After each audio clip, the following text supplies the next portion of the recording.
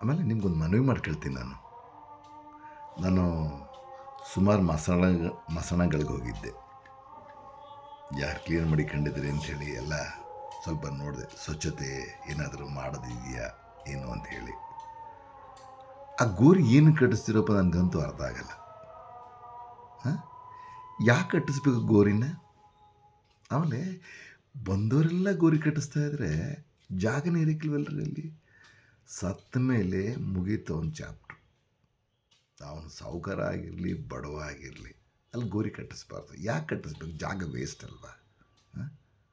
ಅಲ್ಲಿ ಕಟ್ಟಿಸ್ತಾ ಇದ್ರೆ ಅಲ್ಲಿ ಇನ್ನೊಂದು ಸಾವತ್ತೊಂದು ಉಣ್ಬೋದಲ್ವಾ? ಫಸ್ಟು ನಮ್ಮ ಸರ್ಕಾರಗಳು ಜಾತಿಗೊಂದು ಕೊಡ್ತಾರಲ್ಲ ಮಸಾಣವನ್ನು, ಅದನ್ನು ನಿಲ್ಲಿಸಬೇಕು. ಆವಾಗಲೇ ಈ ಪ್ರಪಂಚ ಸರಿ ಹೋಗೋದು, ಪರಿವರ್ತನೆ ಆಗೋದು. ಮನುಷ್ಯರು ಎಲ್ಲ ಜನಕ್ಕೂ ಒಂದೇ ಒಂದು ಮಸಾಣ ಕೊಡಿ. ಅದು ಯಾಕೆ ಎಸ್ ಟಿಗಳಿಗೊಂದು, ಬ್ರಾಹ್ಮಣರಿಗೊಂದು, ಲಿಂಗಾಯತರಿಗೊಂದು, ಆಮೇಲೆ ಮುಸ್ಲಿಮ್ಸ್ಗೊಂದು, ಈ ಥರ ಯಾಕೆ ಊರು ತುಂಬ ಮಸಾಣ ಕೊಡ್ತೀರಿ? ಒಂದೇ ಒಂದು ಮಸಾಣ ಕೊಡಿ ದೊಡ್ಡದನ್ನ. ಪ್ರತಿಯೊಬ್ಬರೂ ಅಲ್ಲೇ ಸಂಸ್ಕಾರ ಮಾಡಬೇಕು. ಈ ಥರ ಮಾಡಿದ್ರೆ ಎಷ್ಟು ಚಂದ ಅಲ್ವಾ?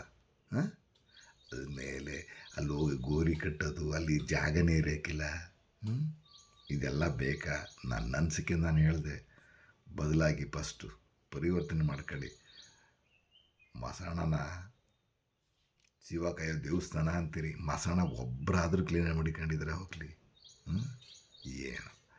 ಏನು ಕಾಟಾಚಾರಕ್ಕೆ ಅವರು ಜಾತಿ ಮೇಲೊಂದು ಮಸಾಣ ಕೊಡ್ತಾರೆ, ನೀವು ತಗೊಂಡಾಗ ಅವ್ರವ್ರ ಜಾತಿ ಅನ್ನೋರು ಉಣ್ಕತ್ತೀರಿ ಅಲ್ವಾ? ಯಾವಾಗ ಬದಲಾಗುತ್ತೋ ಇದೆಲ್ಲ. ನಾನಿರೋವರೆಗಂತೂ ಬದಲಾಗಲ್ಲ. ನಾನು ಹೋದ್ಮೇಲೆ ಬದಲಾಗ್ಬೋದೇನೋ ಅಂದ್ಕೊಂಡಿದ್ದೀನಿ ನಾನು.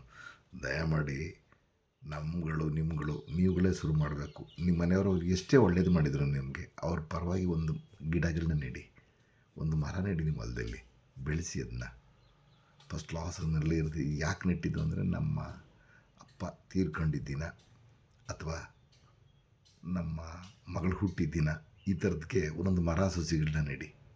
ದೊಡ್ಡ ಮರ ಆಗಿ ಎಲ್ರಿಗೂ ಒಳ್ಳೆ ಗಾಳಿಯನ್ನು ಕೊಡುತ್ತೆ, ಒಳ್ಳೆ ಸಿಹಿಯಾದ ಹಣ್ಣುಗಳು ಕೊಡುತ್ತೆ. ಹಣ್ಣು ಮರ ನೆಟ್ಟರೆ ಅದು ಬಿಟ್ಬಿಟ್ಟು ಸುಮ್ಮನೆ ಗೋರಿ ಕಟ್ಟಿಸಿ ನನಗೆ ಯಾಕೋ ಇದು ಸಿರಿ ಕಾಣಿಸ್ತಿಲ್ಲ ನಂಗೆ ಅಂದೆ. ನಾನು ಹೇಳಿದ ತಕ್ಷಣ ಫಾಲೋ ಮಾಡಿದ್ದೀನಿ. ನಿಮ್ಗೆ ನಾನು ಯಾರು ಹೇಳೋಕ್ಕೆ? ರಾಜಕಾರಣಿಗಳು ಹೇಳಿದ್ರೆ ಕೇಳ್ತೀರಿ, ನಾವು ಹೇಳಿದ್ರೆ ಕೇಳ್ತೀರಾ? ಪರಿವರ್ತನೆ ಆಗಿ ಪ್ಲೀಸ್, ಪರಿವರ್ತನೆ ಆಗ್ತಿರಲ್ವಾ? ಬಾಯ್.